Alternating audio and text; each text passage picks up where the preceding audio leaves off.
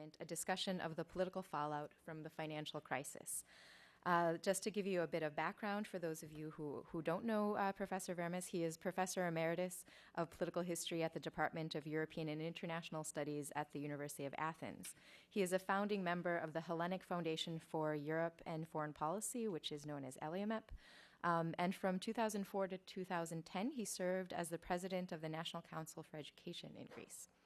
Over the course of his long and distinguished career, he has worked at the International Institute for Strategic Studies in London, the Center for European Studies at Harvard University, the Woodrow Wilson School of Public and International Affairs at Princeton University, St. Antony's College in Oxford, the Fletcher School of Law and Diplomacy, and the Hellenic Observatory of the London School of Economics.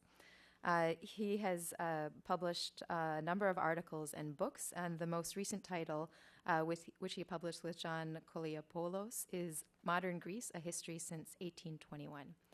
Professor Vermes, we're very pleased to have you here today to explain to us what's happening in Greece, the source of the crisis, the ongoing efforts to deal with the crisis, and of course the political fallout, both at the national level in Greece and at the European level. So I give you the floor. All of that. Thank you. This is, I don't have to press anything, it's on. Great. Well, the pleasure is really all mine. I mean, I know of your institution and I know of many good people who've been here from ELIAMEP, our outfit, and they all have words of praise for you, the institution, the people here, the work that is being done. Well, these are difficult times and interesting times, as the Chinese say, but interesting and difficult times bring change. And this is our foremost hope of the Greeks, is that this will bring a change which will be beneficial for the entire system. Any change will be beneficial, but a particular change of reform, bearing reform, will be even more welcome. Now, I should like to say in the beginning that Europe and the United States are, in a sense, in the same boat because the West in general, this is what the West is about, it's Europe and the United States, has been spending more than it earned throughout the last so many years. So we are all growing deficits and we're in debt, heavily indebted. Of course, the worst boy in class is Greece, no doubt. And I will be talking about Greece in that sense. Why? Because it combines, it's the perfect storm. Huge deficits, huge debt, and lack of bad marks in, what's the term? Competitiveness. And bad terms and bad marks in competitiveness. That makes for the perfect storm. And hence we are in the present state of affairs. But as I said, the West in general has come to the point where it's paying for its success in living well, in having a high per capita income, in living well, living beyond its means, basically. That has its good points, and as I said before, it has brought Europe and the United States closer in understanding. The President of the United States has made beneficial statements for the plight of some European states, as is our own, which is good. It has raised friendship, sentiments of friendship in Greece for the United States. Incidentally, if your president was a candidate in Greek politics, he would win hands down. If he decided to come to Greece and run for prime minister, because that's what we have, he would probably get the highest turnout that any person has had in the past. He's very popular, I must tell you, probably more so than in this country. We'll find out soon. We'll find out soon. But the degree is really high. So here we are, the end of an era of well-being, but of overspending as well. I mean, that is really the basis of Europe's problem, and it's certainly the basis of Greece's problem. Now, we came to this crisis out of a fault of our own in Greece. We've overspent. Political governments were negligent of what they should have done in the good old days of economic growth. We should have been putting money on the side for a bad winter in front. We by we, I mean our elected politicians, and I really hate people who say they are all to blame, we are not. This is nonsense. We're all to blame, in different degrees, of course, not in the same degree, but we're all culpable in this sense. We've been spending much more than we made out of our own lack of realism. And we've come to the point where Greece has nurtured a huge debt and deficits and lack of competitiveness, all three together. Now, as is often the case in Greek history, there has been a very good turn in Greek events, and this is an understanding of our misfortunes and our misconduct, so to speak, by more and more people than that had been the case before. The other good thing is that people are finally beginning to realize that statism, in other words, a huge state that spends for all its citizens and overspends when the money comes from heaven somewhere, not from the taxpayers, at least not in the perceptions of the average citizen, that statism is not necessarily a good thing. Why? Because a huge state as is our own, and a huge inefficient state as such, and the inefficiency and the size of the state has to do with who put all those public servants in place, and who else but political parties, in the form of hiring their clientele, or relatives and friends and what have you of their clientele, and hence the state continued to grow. And also state-propelled businesses, which are hardly a example of efficiency and business ethic. All these together have contributed to the present state of affairs. Having said that, I must say that being members of the European Union since 1981, I believe, has made for an entirely new generation of businessmen in Greece as well. Because whereas before 1981 there were many firms and businesses in Greece that were nurtured by the state through tariffs, protected by the state, and were not in any case ready to compete in the free market with European businesses. Throughout these years, we have a very healthy generation of self-made and some less self-made businessmen who are doing very well, especially in the food industry, for instance, and in many others. Now, these are products of the European school, so to speak, which did away with all the ne'er-do-well Greek businessmen of the past and have produced a generation of competent and good businessmen. That is the bright side of things throughout these years. The less bright side, I've already mentioned, an inefficient state growing out of any proportion, spending with no real realism as to what it should be doing, and this is our fault again, a generation of politicians that are not up to par. Regardless of whether they are conservative, liberal, or left, unfortunately, this crop of people we have in the Greek parliament today is not up to the challenge at all. Having said that, my hope and the hope of most people in Greece is that this crisis will in fact jolt the political establishment, or rather the voters, into the realization that they should look for better people. And better people may be attracted to politics, which was not the case before, because bad money drives out good money, and bad people in politics drive out good people. We've had a dearth of ability, education, and good statesmanship in Greek politics for a very, very long time. So this crisis is really not just about economics, but about political, all things political, which means that it's a general crisis. It's a crisis of ethics, because bad politics makes for corruption, and there's a lot of that around, and also makes for bad decisions and immobility. And what we need now is a mobile, far-reaching, a community of politicians looking to the future and so forth. Younger people, hopefully.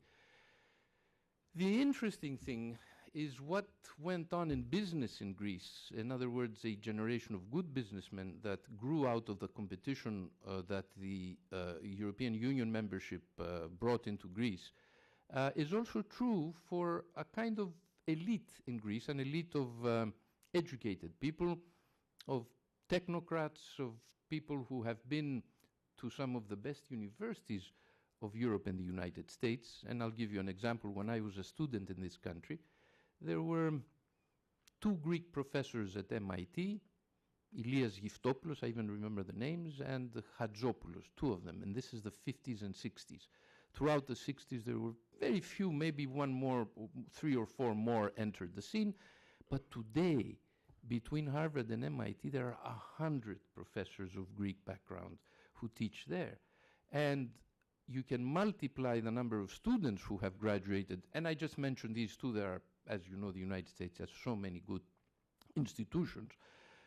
There are hundreds and thousands, probably, of Greek graduates of some of the best universities, Oxford, Cambridge in England, you name it. These people are not into politics.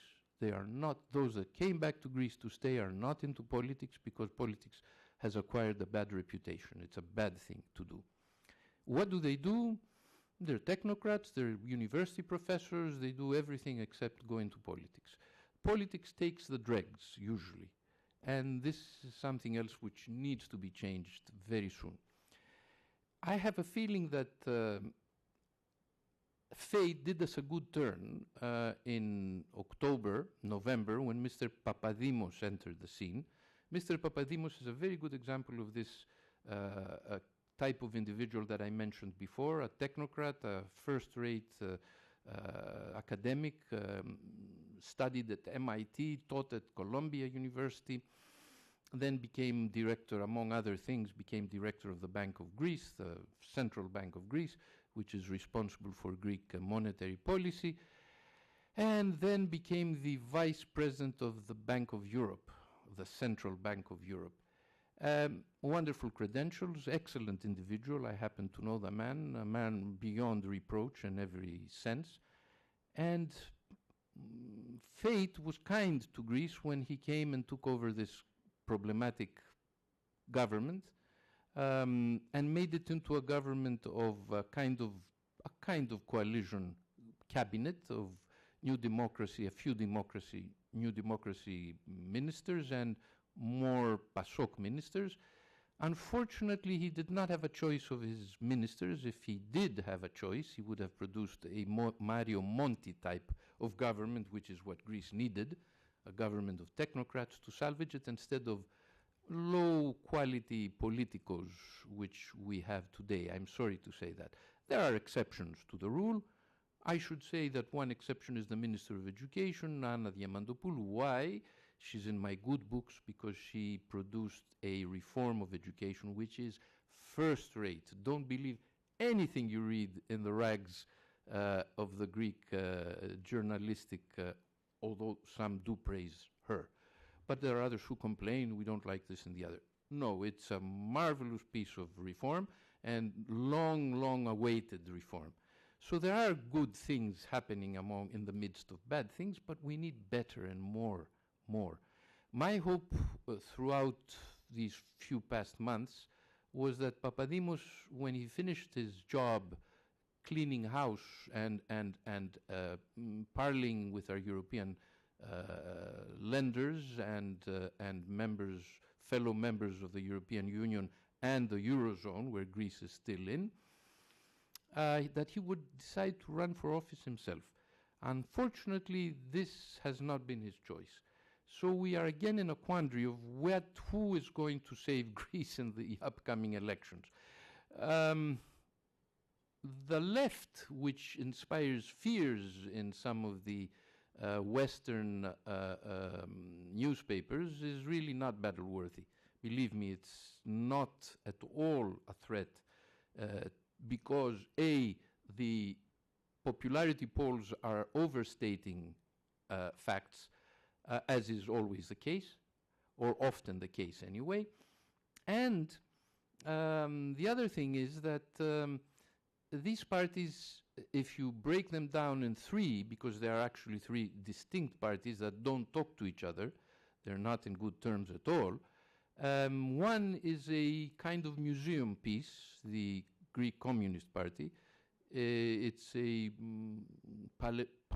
paleontological museum, for that matter. It sustains ideas that are long dead everywhere in the world except maybe in that particular party. And it is, if it was given, in some miraculous way, was given power tomorrow, it wouldn't really know what to do with it. I mean, they would certainly would be in a very difficult position because they have no idea of how to run a country, at least in modern terms. They may remember the storming of the Winter Palace, but there's no one to storm the Winter. There's not even a Winter Palace to storm, but there's no one to storm the Winter Palace. They do, of course, capitalize on the crisis and on the tremendous burden on the average taxpayer. We are in the midst of a hailstorm of taxes, and frankly, the average citizen is really in a very, very difficult position, financial position. So many may declare their willingness to vote for a left-wing party, but then the other left-wing party, the once upon a time called Euro-Communist Party, and then Synaspismos, has turned into a strange animal with the man who's heading this party, Mr. Tsipras, is, I know his kind well because I was a professor at the University of Athens for 34 years, and it's the typical, he typifies, he's representative of the eternal, as we call them, student politico.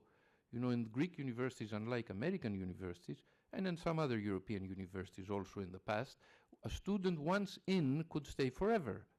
He would never flunk out. There was no way he could flunk out. He would just lose his turn in the exams and would come back again and again and again until he passed.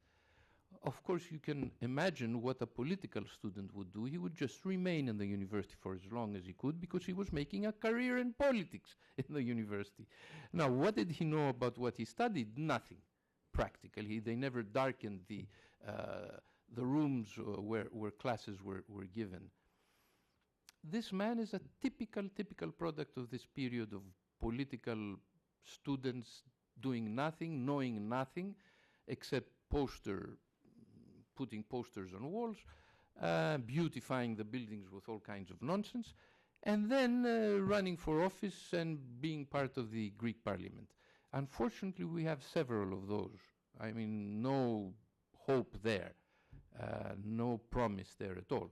So Mr. Tsipras is the person who, not knowing what else to do, he produces one eccentricity after another. Every day he produces something of his own making. He thinks, for instance, that in the personal crisis we are now, the Greek state should hire another 100,000 public servants, and that would solve Greece's economic problems. It would certainly solve our budget problems. We would all die the day after that. So you hear such strange things from the other party. And then the third party, which is growing in size because the man in charge is a respectable lawyer of the past. He's an older individual and therefore is not prone to such eccentricities as Mr. Tsipras. Came to admit in public that although he voted against the passing of the memorandum, there was a huge vote between pro-memorandum and anti-memorandum people. The pro side took 2/3 of the parliament, the anti 1/3 of the parliament, so it passed with flying colors, but the entire left, of course, voted against. And when he was confronted with the question, what would you do if it was up to you to decide the future of Greece within or outside the Eurozone? He said, well, I would have to think about it, which is good. I mean, at least the man is moderate. And he is honest in the sense that he does dare admit it in the public that he's in. The big problem, however, is not the left wing in the Greek parliament.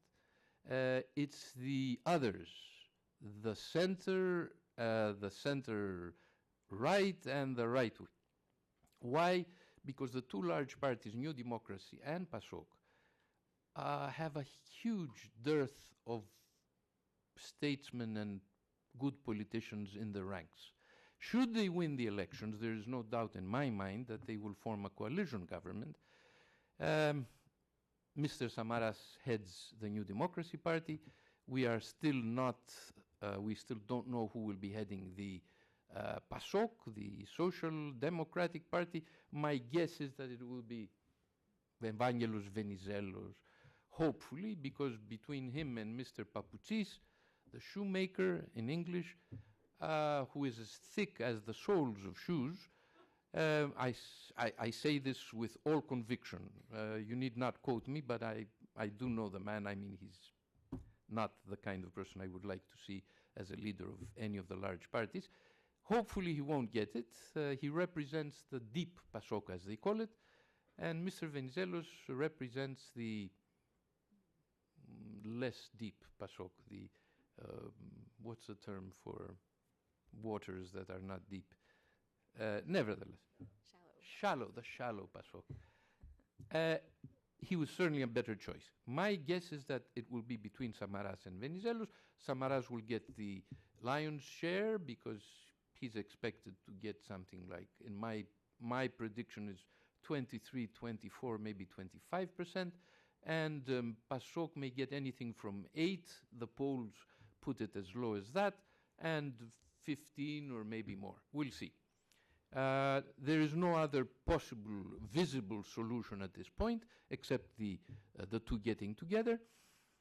But there's also a hope that I'm personally nurturing that they will realize their inadequacy and will look to Papadimos for help. In which case, if an extra parliamentary figure like Papadimos comes in with his immense credibility and his way of talking to the rest of the world, he certainly is much more credible than any of the professionals in parliament, then we may have a series of technocrats into the government through the back door, in which case Papadimos and his good people, his councils, and Mr. Giannitsis, who is now the Minister of the Interior, he's the only choice of Papadimos. Papadimos was allowed, and he's a first-class individual. And some of his, the people who advise him, his advisors, Gikas Hardouvelis, Yorgos Pagoulatos, and a series of others who are first-class, head and shoulders above the average parliamentarian, elected parliamentarian. Should the two come to grips with reality, they will certainly invite more extra-parliamentary people to assume ministries. And this is allowed in Greece. You can be, in the United States, it's the other way around. You can't be a member of Congress and a minister, secretary of whatever. In Greece, you can do both. You can be elected and become a minister, or you can be an extra parliamentary figure. Hopefully he will bring more of the latter in the government, or they will bring more of the latter. These are hopes we are living by, but at least we're out of immediate danger right now of imploding and going back to the drachma, leaving the Eurozone, in other words, and going back to the drachma. And you know, frankly, if Greece goes back to the drachma, she will have to eventually to ease herself out of the European Union as well. Now, this is not scaremongering, as somebody told me once. This is scaremongering. It's not scaremongering. It stands to reason, because if we do leave the euro and go into a situation where we print drachmas in order to pay out civil servants and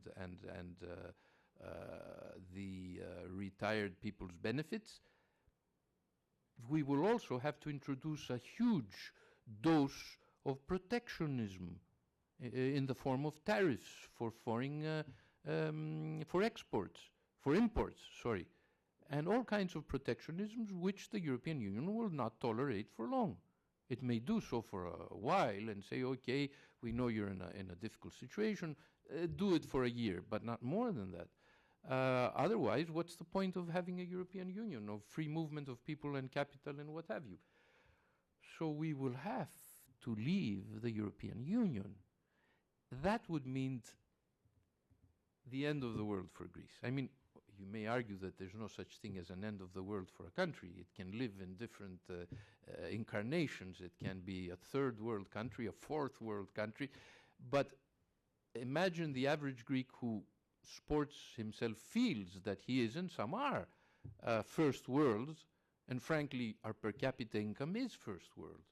We have 23 or 24,000, in spite of the decline these last 4 years or so, we are still in the company of rich countries in the world with 23 or 24%, which stands for the combined per capita incomes of all the Balkan peoples.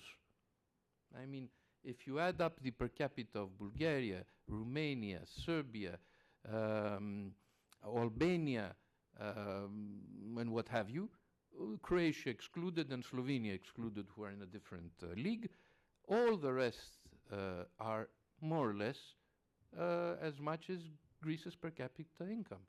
And Turkey, who's with its dynamic economy growing very quickly in leaps and bounds, this year it isn't doing very well, but in the past 7, 8, 10 years it was doing very, very well. They still are in the category of 7,500 whatever per capita, when Greece has 3 times that. So we can still count our blessings. I'm saying this so that we understand, the Greeks may realize that the world is not coming to an end unless they do their utmost to bring it there. My hope is that we can still get over the crisis, and my even greatest hope is that the crisis will act as will regenerate Greek politics, definitely, because Greek society is not as bad as it looks. I mean, certainly we have been living in a fool's paradise for at least 20 years or so, and maybe more, and spending without thinking, and accepting corruption in various forms, in the form of clientelism in the Greek state, in the form of small or large infractions, like parking a car in the middle of a sidewalk in a busy street in Athens, and then going to the police when you are given a ticket and sort of getting rid of the ticket because the policeman happens to be your godfather or whatever, a family member. I mean, these things are not, of course, exclusive to Greece. It happens in many countries, traditional economy societies. And I should say a few things about Greek society, what it's like. Unlike, let's say, the more advanced countries in Europe, unlike Britain or Germany or France or the Scandinavian countries even more so, you know which is the richest country in the world, the highest per capita income? Not Saudi Arabia and Europe and the Western world. Do you know which country has by far the highest per capita income? Yeah, probably Luxembourg, but there's one, I mean a proper country, which is, sorry Luxembourg. No judgment. No, Germany is way down. Norway, number 1 by far. Norway is richer than the United States by 20,000 per capita. Can you imagine? Take America's per capita income, which is 50-something%, and add another 20, and you'll you'll have Norway's per capita. Of course, they have oil, they have a small population, they have all kinds of good things. But then number 2 is not the United States, it's Denmark. Denmark, number 2, with no raw material, no oil, no energy. Why? Because it's well run. It's a country which has put its economy in good use. So there you are. The world is full of surprises. I think that Greece has much to gain from this crisis. This is the positive way of looking at things. Has much to gain because so many people who in the past shirked the responsibility of going into public office are now considering it, not because they are bound to make money anymore. This is not the good days where people benefited from public office, but because they feel a responsibility, a growing responsibility in society. There's a change in society, and I'm so happy to see it every day. You see it in the economy. There is a conglomeration of potato growers who decided to put their produce in the market, and people are buying potatoes 1/4 of its price, where they had to pay for the middlemen and the supermarkets and what have you, which is fine. It's one way of lowering prices. Of course, wages have been slaughtered practically, but between you and me, don't tell it to my compatriots in Greece, they will think I'm a traitor, but I think it's a good thing. I mean, people are suffering, obviously, and the innocent suffer most, but it's a good thing because our wages were overpriced. There were hikes in Greek wages throughout the years, even when there was a zero growth. So why on earth should we have wage hikes when Germany hasn't had a wage hike since the year 2001 or 2, and they are doing very well, thank you, because of that, also because of that. We had overpriced ourselves out of the market, and the only way to get back to size where we belong is by slashing wages. Of course, many other things have been sliced, benefits are being sliced. Incidentally, being a civil servant or a public employee, I worked for the University of Athens, which is a public institution for, as I said, 35 years. I must tell you that the benefits, our medical insurance was amazing. I mean, I would always wonder, and I'd say, my God, how is it possible for Greece, which is not the United States of America or the UK, live on such an expensive medical insurance system? I would go for any complaint I had, never paid the drachma. My wife was also partly covered. I had an operation at the university hospital, and I didn't pay a cent. I said, my God, how do these people manage? Well, they don't. And now they will have to cut our benefits to size. It's all unfortunate, but it's true. It's part of reality. One normally doesn't say this in Greece, but I feel I should. Now, of course, there is also a lot of tax evasion, and tax evasion in small quantities takes part among professionals. Doctors rarely gave a receipt to their patients. And lawyers, if they could help it, would never give a receipt. They never do give a receipt. And all kinds of other professions, they just don't give receipts. That is tax evasion. And it amounts to huge amounts. Not to mention business people who are in the art of tax evasion since time immemorial. So tax evasion in Greece is almost a mode of life. I mean, here, if you can't catch Al Capone for murdering people, you pin a tax evasion thing on him and you have him in jail in no time. In Greece, few people go to jail for tax evasion. It's about time this begins to happen. And there are ways of doing it. It's just that it was not in the mores of this state where the public, citizens, and government are mortal enemies. The government does everything it can to make the life of the average citizen miserable, and the average citizen does everything it can in its power to fool the state. It's an undeclared war that has been going on for years and years. Now it's time to end this. You can't have a war in the midst of a crisis of this nature.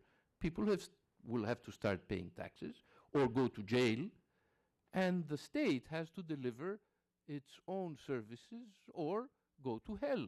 I mean, there's no other third way. So my prediction is that things will get worse before they get better, but that they will eventually get better. In fact, we may have a miraculous change at the end of the tunnel. Why? Because never in my lifetime have I seen an elite. I'm not talking about the entire Greece, although the average Greek is a very sort of inventive, interesting, agile individual. I believe that because I've lived in other countries, and I can tell you that the average person that you meet in the streets could make a much better representative in the Greek parliament than the people we have. Why? Because we have them because they are that way. They do our favors, they are our patrons and our clientelisms and what have you. The average person is really interesting. But, and this is what I'm coming to, there's also an elite of educated people, of good businessmen, of good professionals. There are doctors in Greece who are wonderful doctors, I mean excellent. And believe me, these are the making of the last 20, 30, 40 years. As I said before, when I was a student in Boston, there were very few Greeks in the major universities of the United States, and fewer professors. Now they abound, and many of these people go back to the country. Others don't. And there is also an exodus of educated people who are now leaving Greece because they can't find a job up to their standards and go to other countries, including Australia. However, we still have a very interesting educated public and an elite which is much better than we ever had. Now, can all this go to naught? I doubt it. My conviction is that things will improve dramatically. History has this interest that it has its quirks and its turns and changes. And whereas once upon a time the north of Europe was the underdeveloped part of Europe and the south was the developed part of Europe, of course this has changed. It's the north now and the south. But who knows, maybe in the future the south will make a comeback for the very same reasons that the north came forth. Consider the fact that once upon a time Asia was a third world state of affairs. Consider China and India. I mean, in my youth, these countries were the end of the world. I mean, the darkest of dark states of affairs. And now look at the two countries, and Brazil and other laggards in the globe, coming forth with great dynamism. It's entirely possible that once we've put our house in order, I mean the entire of Europe and the Western world, we will make a comeback. Thank you very much. Thank you.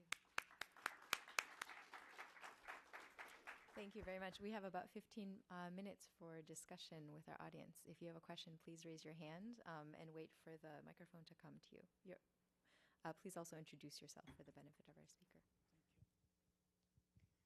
My name is Jan Alexiou. I'm a business consultant. My question is twofold, Professor. Today's economies are international. Countries and companies that succeeded making alliances and partnerships with other nations. My question is, do you believe it is the best to see international executives like the Asians to help Greece in today's crisis? And my second is... Sorry, I didn't get, can you repeat the first question? First question. I missed the beginning. Okay. Do you believe it is the best to see international executives to help Greece in today's crisis? And the second is, does Greece has a new development strategy in place or making one? Thank you, sir. Your comments. Thank you. Should we collect questions and answer later? We can. If there are other questions, raise your hand. One right, Maria Stella. There's one right here.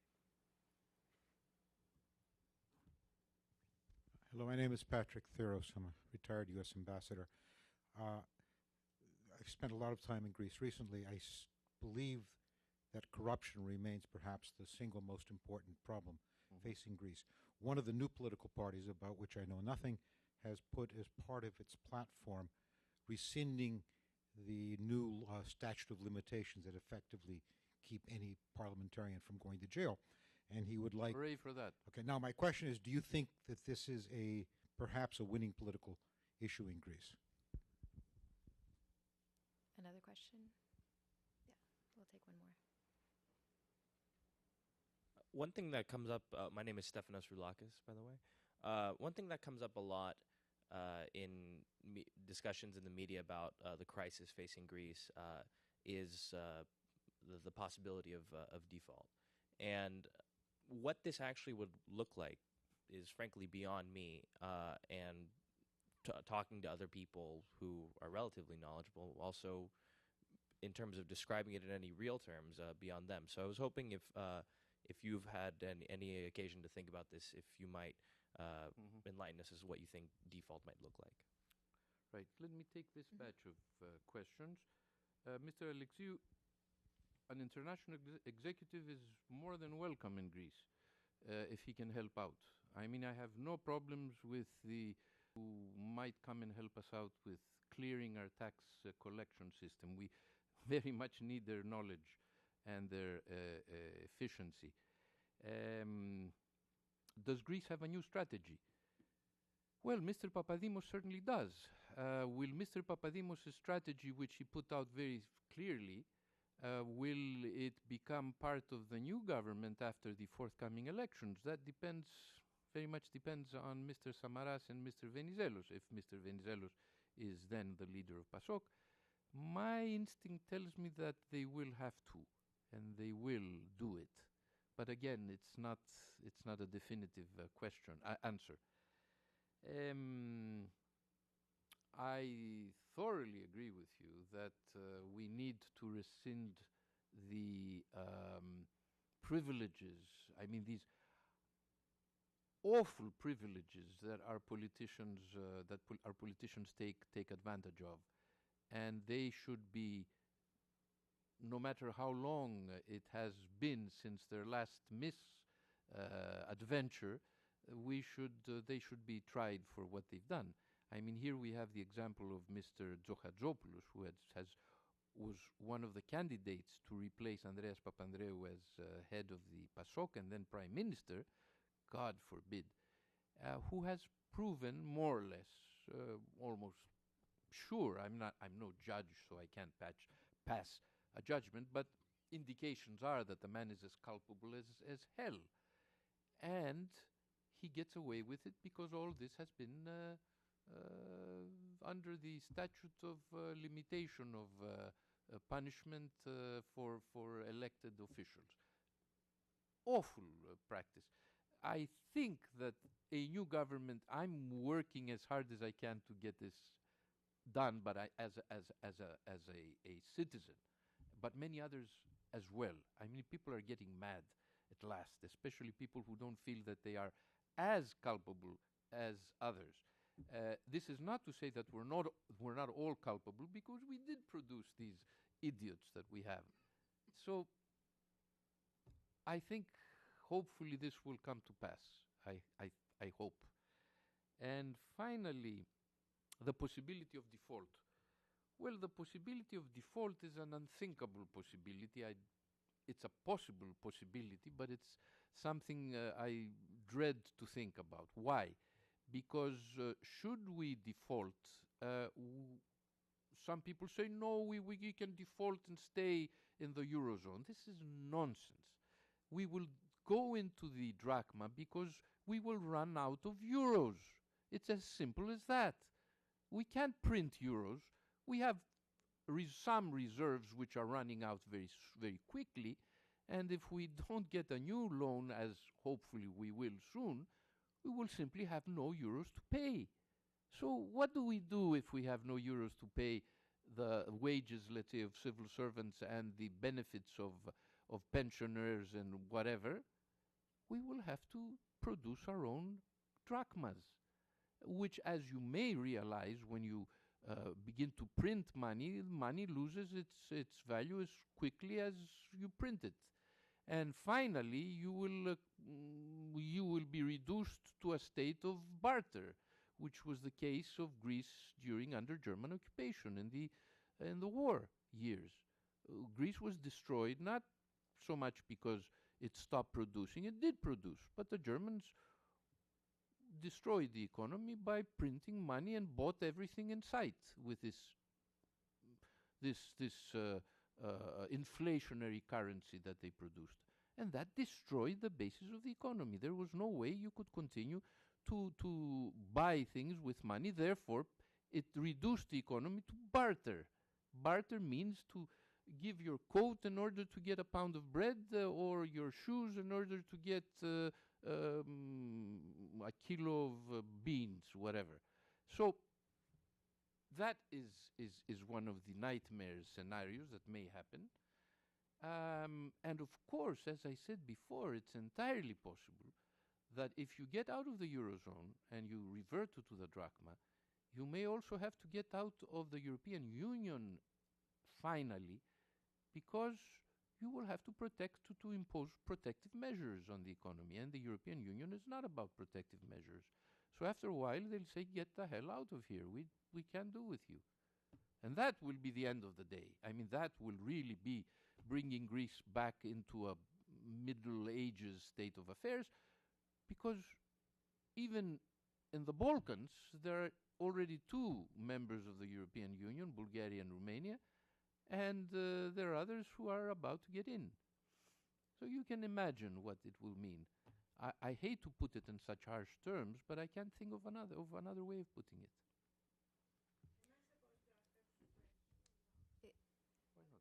Could you please wait for the microphone? Right. Am I right or not? My name is Fotini Chomai from the Ministry of Foreign Right. Affairs. It's not a question of right. Yes, they said no. We will have to leave ourselves. They won't throw us out. Katalaves, we'll have to leave. If you don't have euros and you will have to print money, you will have to go out of the Eurozone, even if they have no right to throw you out. No more euros, no more loans, no more euros. What do? You say, I print my own. And the only currency you can print is drachmas, your own currency. You can't print euros. So you leave on your own free will. They can't throw us out. True.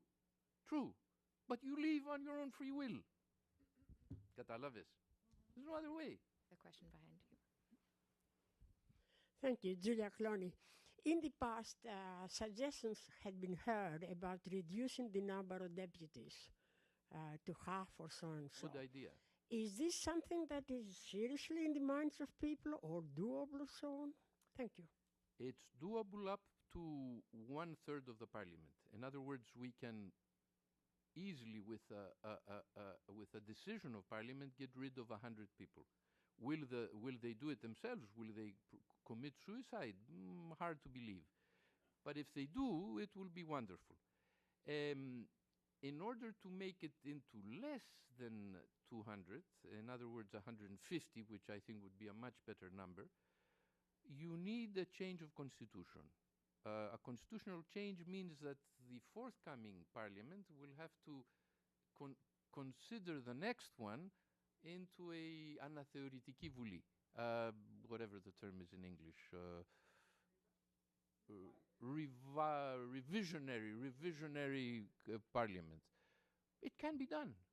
Yeah, it just needs patriotism and goodwill to do it.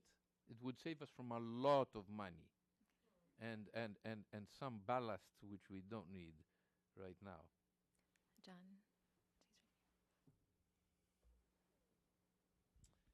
John Lampe, Wilson Center and University of Maryland, and first appreciating Professor Vermes is here and the work that he's done over the years, but also this appreciation for the role that membership in the European Union has played over the past 30 years in providing a new elite, a wider connection, a statement that I've not heard in the many analyses of the Greek situation that we're hearing in the United States these days.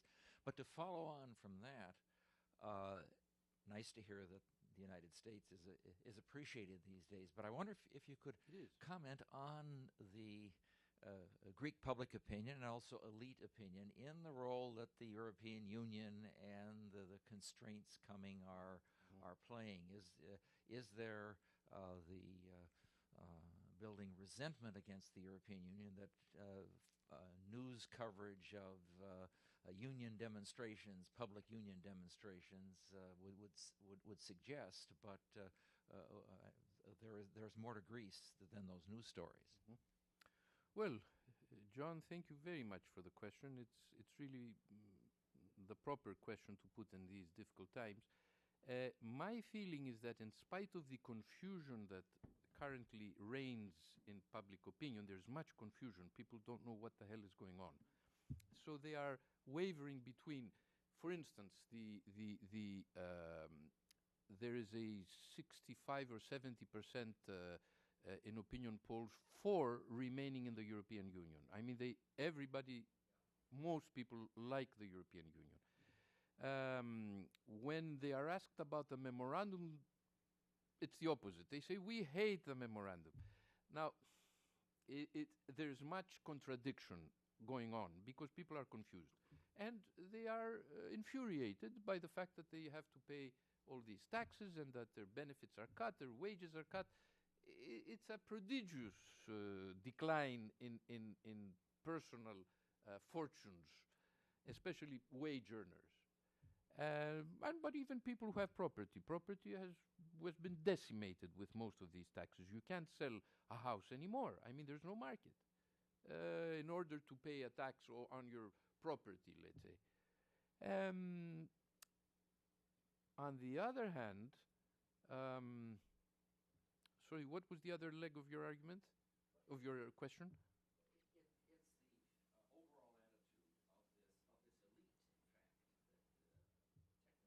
It's the overall attitude of this elite, in fact, that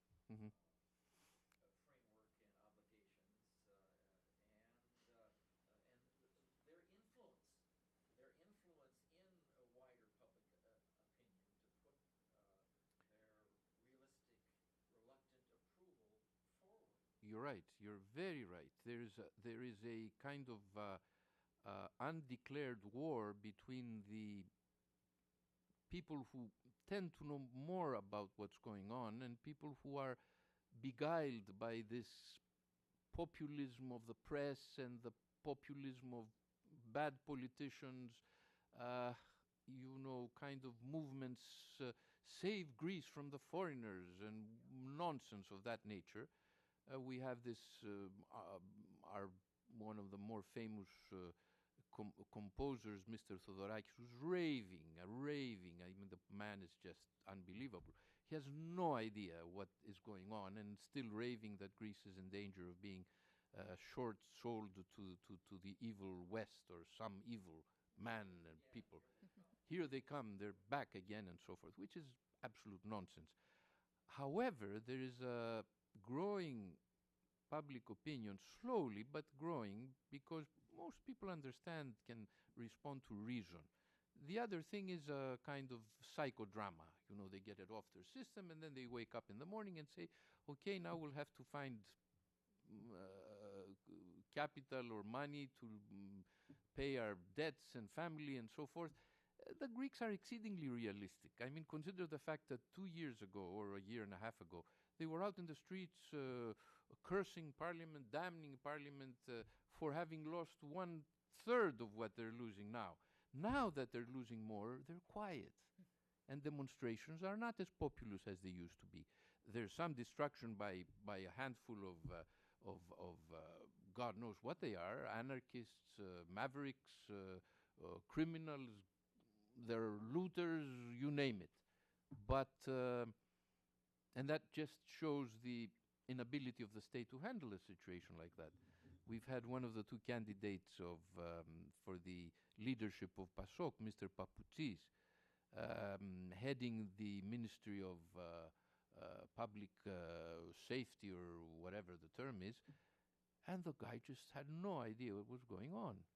He said, well, better to have broken houses and pavements than having broken heads. And he had both. I mean, both. The guy is just, hopefully he won't be the winner of the elections or the party elections. But that gives you an idea of what goes on. There is much more understanding now of what the problems are. Slowly it's seeping into the minds of people. They're not as vociferous as they used to be.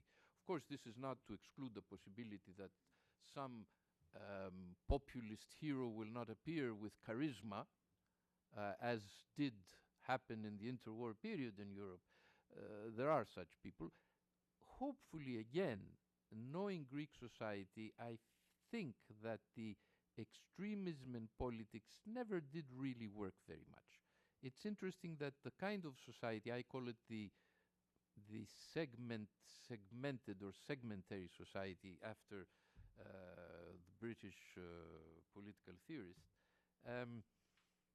doesn't allow for mass totalitarian get-togethers. We never had a fascist party of any worth.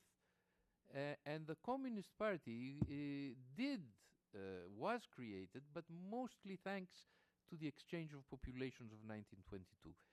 Had that not occurred, we would not have had a huge political. I mean, it was never huge, but it was 5, 6, 7, 8%, maybe 10 at some point. But that was the limit. There are predictions now that it will grow. I doubt them. I think it will grow because there are many angry people who will vote it to spite the governments, the large parties. But I don't think they will get to the point of becoming a force of defining Greek politics. Fascism especially has never really gained any ground. Why is it? Why is it that it happened in Italy and not in Greece? Mainly because whereas Italy has a developed north with a society which is class-bound, in Greece you have a segmentary society. It's cut up like a baklavas. Each piece with all the strata, it's not stratified in general. It's not a horizontal state of affairs. It's a vertical kind of society. Each piece is vying for favors from the state, for this, for that, and the other, against the other piece, which is also vying. Every piece is practically like the other, but they're separate. That's the interesting thing. They're not terribly different.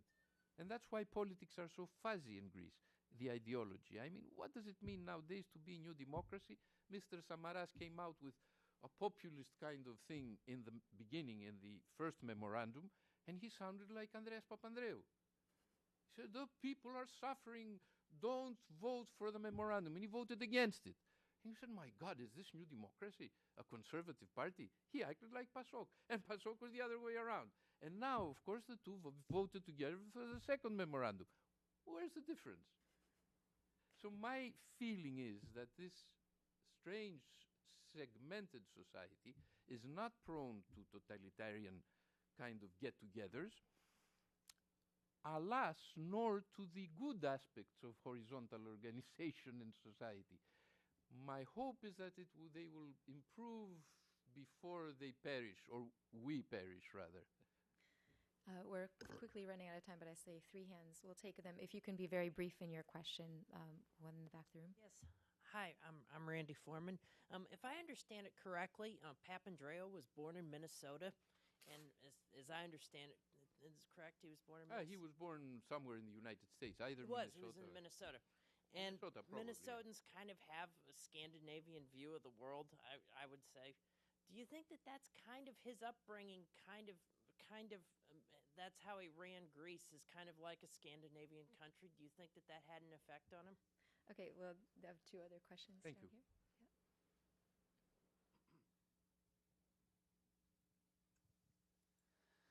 My name is Yanos Vasilis. I'm officer at the Hellenic Air Force. Mr. Professor, we're talking about reforms measures. And it seems that the biggest challenge for the next Greek government, is the development and implementation of reforms program. From your point of view, what's the priority in this kind of program? Thank you. And please pass the microphone right behind you. Yeah. If we take some of the more dire estimates of how ND and PASOK are going to perform in the next elections, and combined, they're unable to garner enough to rule as a two-party coalition, who would they look to? Who would Samaras look to as a third partner in the coalition? Thank you. Right. Is George Papandreou's upbringing responsible for his political behavior? To a certain extent, George Papandreou is the young man who was born in the liberal era of American politics. He's a liberal, and so to speak. I guess that is one of the things he tried to bring forth. Not liberal in the American economic system. I mean, he's not a believer in free market economics, but he's a believer in liberal politics, human rights, liberty, all those good things. Alas, nurturing is responsible for some of our behavior, but there's also our DNA. I mean, what do we have? Birth, biology, nature. He's not an extremely bright individual, I'm afraid. He was a limited man, is a limited man. He's a nice man. He's full of good ideas. I mean, a person you'd like to have for a relative. He wouldn't gyp you in any of your kind of relative affairs. But is he good as a statesman? I'd say no. I mean, decidedly no. He chose as his associates some people of very little worth. I mean, not capable of running a state at all. Why on earth did he choose them? God knows. I mean, that's not for me to say. Because they were his friends. Probably he felt secure in their company. Who knows? Nature and nurture, therefore. His upbringing was not bad. It was interesting. Sorry? He was born in Minnesota. Good. No, fine. Yeah. No, his upbringing, his education was fine. What? His father was certainly the trouble. I heard that. I have overheard that. His father, incidentally, could have been probably was one of the best endowed politicians in Greek history.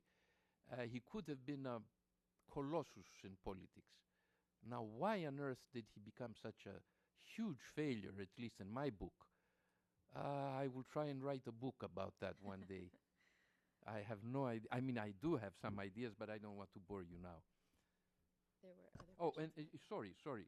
The implementation of priorities. The priorities. There are priorities, of course. The first priority is to put the economy in order, is to create a much more competitive economy unfortunately, by lowering wages and cutting costs. And that obviously brings the kind of economics that you don't want to have, but unfortunately we are already having.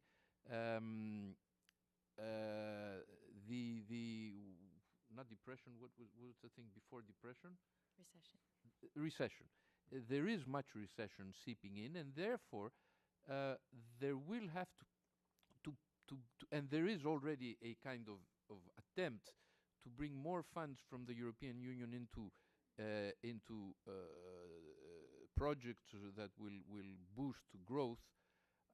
We'll see if we can manage both. I mean, cutting costs and cutting wages on the one hand, which are prone to a recessionary state of affairs, and find funds to put into a growth kind of machine. That is the biggest challenge that the next government is faced with. And of course, the third is to also, once we manage to balance our state of affairs, in this sense, to try and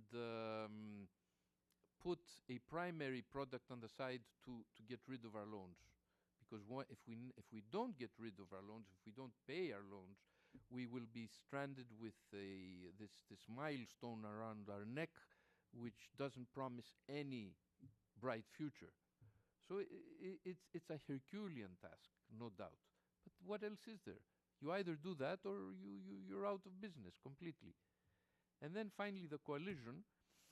I think that the two parties will manage a coalition in numbers because one shouldn't be too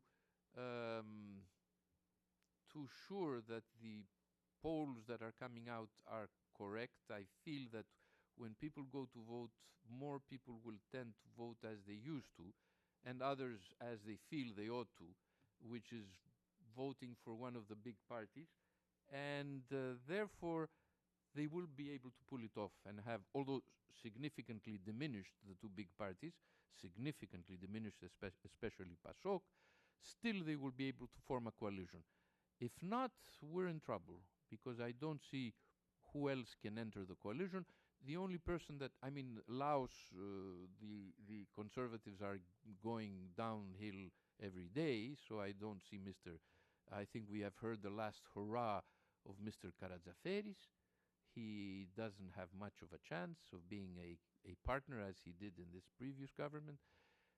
The only other party that could act, but it would be a difficult coalition with that party, is Mr. Kouvelis' left-wing party. If he changes his ways, mends his ways, and come out looking much more moderate than he did in the past. My guess, however, I would put my money on the two parties forming a workable coalition. Well, we've overstretched our hour, but it just goes to show how interested we are all in your discussion, which is a nice antidote to sort of the doomsday news that we hear about Greece and the EU every day. I think it's important, I guess, what we take with us is that the crisis is an opportunity, and it's an opportunity to make a lot of policy changes that Greece has neglected to make for the last 30 years. So in that, there's a lot of hope, I suppose. But please join me in thanking Dr. Vermes for your candor and your openness and all the political